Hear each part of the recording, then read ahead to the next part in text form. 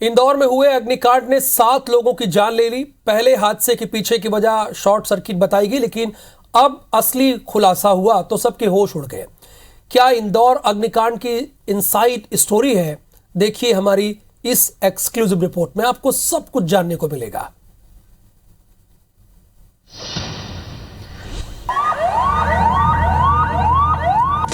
मई 2022 रात करीब 3 बजे विजयनगर का स्वर्णबाग इलाका।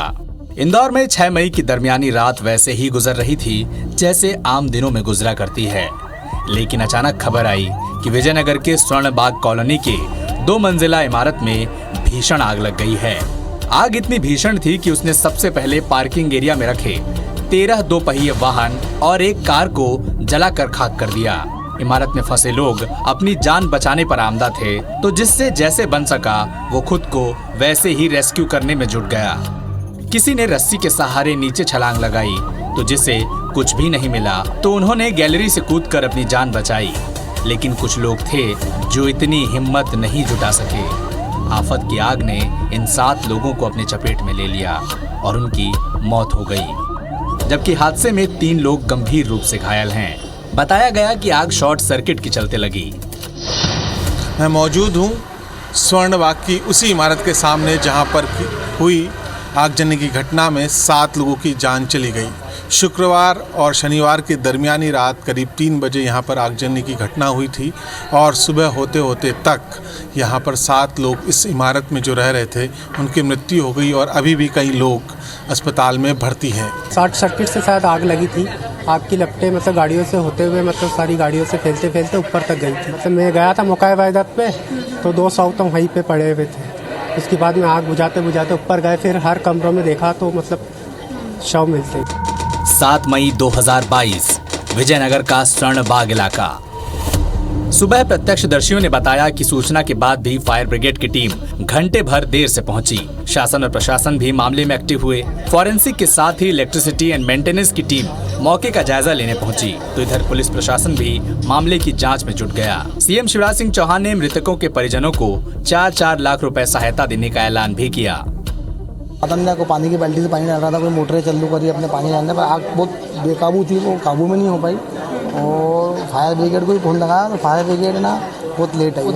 इमारत में आग लगाने वाले आरोपी को पुलिस ने गिरफ्तार कर लिया है और इस पूरे अग्निकांड का पटाक्षेप भी हो गया है। वहीं मुख्यमंत्री शिवराज सिंह चौहान ने जो मृतक हैं उन्हें मुआवजा देने की भी घोषणा की और सख्त से सख्त कार्रवाई की भी बात कही है। लेकिन सवाल अभी भी खड़ा होता है कि जो मृतक हैं उनके परिजनों के दुख को बांटने वाला कोई नहीं है और इस तरह की जो घटनाएं होती हैं वो कहीं न कहीं पूरे सिस्टम की पोल खोल कर रख देती है। लेकिन इसी बीच हुआ एक ऐसा खुलासा जिसने सबको चौंका दिया। पुलिस हवालों से खबर मिली कि ये संयोग नहीं बल्कि साजिश है और ये आग शॉर्ट सर्किट से नहीं बल्कि सनक में लगाई गई है और इस घटना के तार एक तरफा प्रेम प्रसंग से जुड़े हुए हैं। इंदौर पुलिस ने घटना का खुलासा करते हुए कहा कि संजय उर्फ शुभम दीक्षित नाम के युवक ने पार्किंग में रखी स्कूटी पर आग लगाई थी। थोड़ी ही देर में आग ने भीषण रूप लेकर पूरी इमारत को अपनी जद में ले लिया। पुलिस के मुताबिक आरोपी मूलतः झांसी का रहने वाला था और इसी इलाके में 6 महीने पहले किराए से रहता था।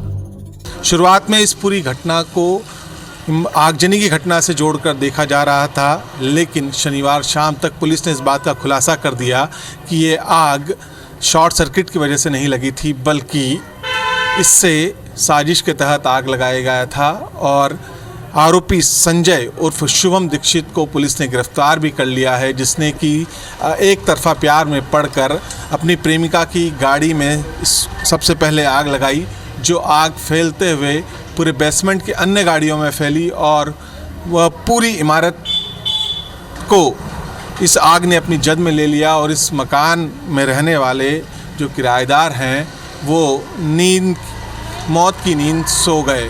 फिलहाल पुलिस की गिरफ्त में आरोपी है, लेकिन सवाल कहीं खड़े होते हैं कि आखिर ये जो पूरी घटनाक्रम हुई है उसके बाद अब क्या कार्रवाई होगी। की पहचान की गई थी जो कि उस समय तक अज्ञात था।